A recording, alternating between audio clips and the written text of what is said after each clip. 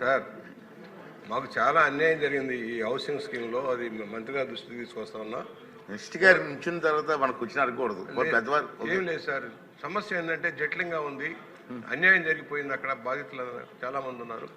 ఒకటి రాజమండ్రి సిటీ రూరల్కి సంబంధించి 56,000 మందికి ఇళ్ళు ఇస్తామని చెప్పేసి బూరుగుపూడి, మనం ఏదైతే వెళ్ళామో వరద ముంపు ప్రాంతంలో బూరుగుపూడి, వెలుగుబంద, అలాగే రాజానగర్ నియోజకవర్గంలోని కానవరం 4 చోట్ల భూములు కొన్నారు సార్. 20 లక్షలు, 40 లక్షలు, 4 లక్షలు, 60 లక్షలు వాళ్ళు ఇష్టారాజ్యం కొనేశారు. ఊరికి దూరంగా ఉండలేదు. పైగా బూరుగుపూడికి సంబంధించి 560 ఎకరాలు వాళ్ళు సేకరించారు సార్. మనం చూసాం, ఇంత లోతు నీళ్ళలో వెళ్ళాం, మీరు కూడా పడవలో వెళ్ళారు ఇంత లోతు. కానీ ఇరిగేషన్ డిపార్ట్మెంట్ ద్వారా ఇది ముంపు ప్రాంతం కాదని సర్టిఫికేట్ ఇప్పించారు సార్. కోర్టులో వేశారు. అక్కడ బాధితులంతా కోర్టులో వేశారు. వేస్తే ఇరిగేషన్ డిపార్ట్మెంట్ ఒత్తిడి చేసి ఆనాటి కలెక్టర్ గారు వారంతా కూడా తప్పుడు రిపోర్ట్ ఇచ్చారు. ఎస్జిటి కూడా తప్పుడు రిపోర్ట్ ఇచ్చారు. వాళ్ళు ఇవాళ ఎస్జిటి మొట్టికాయలు వేసింది ఏం జరిగిందనేది.